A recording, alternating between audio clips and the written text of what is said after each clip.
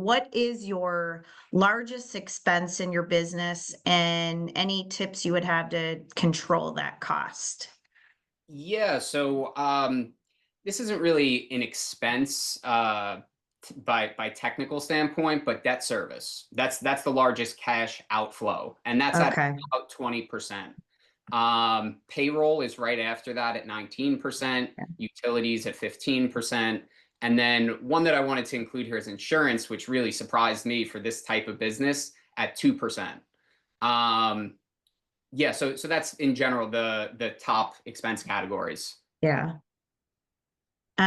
So debt a little harder to control, but as far as like payroll or utilities, any tips or cost saving measures that you could share? Yeah,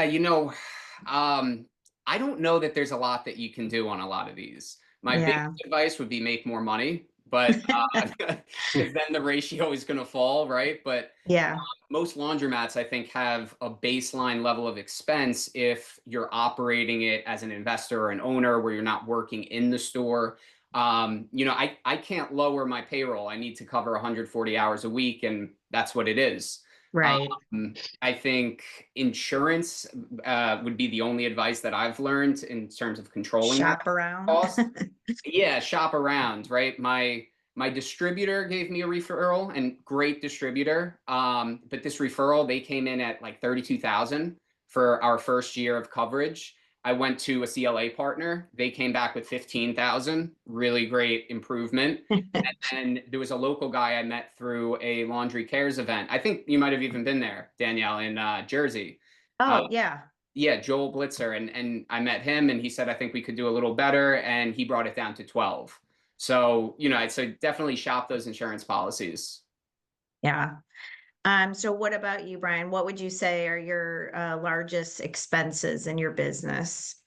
Labor, and oddly enough, Jake and I have the same target for our hourly budget of 140 hours. That was very, I guess, self-assuring to feel good about the decision. So labor and yeah, utilities, and I think kind of like you said, it's hard.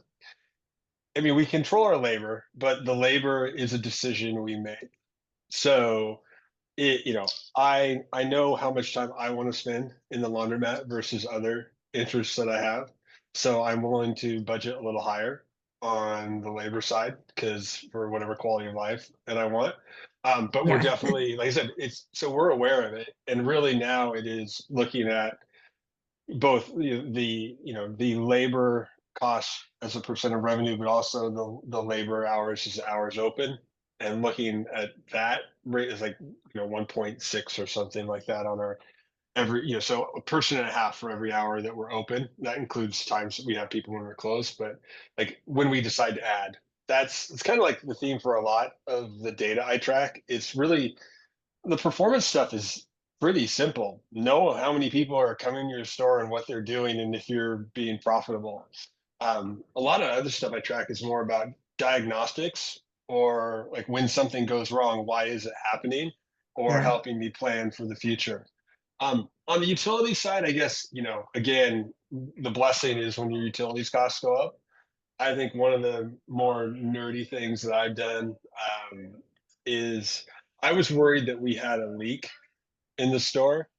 And so I got one of the alert AQ systems and hooked it up to the meter. And so the good news was there was no water running out of the store at night. So like, okay, cool, no leak in the system.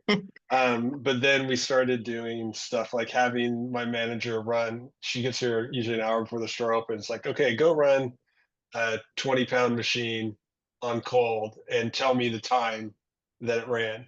And using that system, I can go tell you exactly how much water every cycle used in my storage. So I said, it sounds like a really nerdy thing to do, but what you realize is how programming decisions on cycles can dramatically like really have an impact on your costs. And it encouraged us to look at the quality of output. Because in the case of making one choice where something used more water than a similar cycle, um, we decided that the output of the additional water wasn't worth the incremental cost. So Again, super nerdy stuff, but that was a way that we looked at, in part controlling costs, but also to understand just the profitability of any cycle of that we run.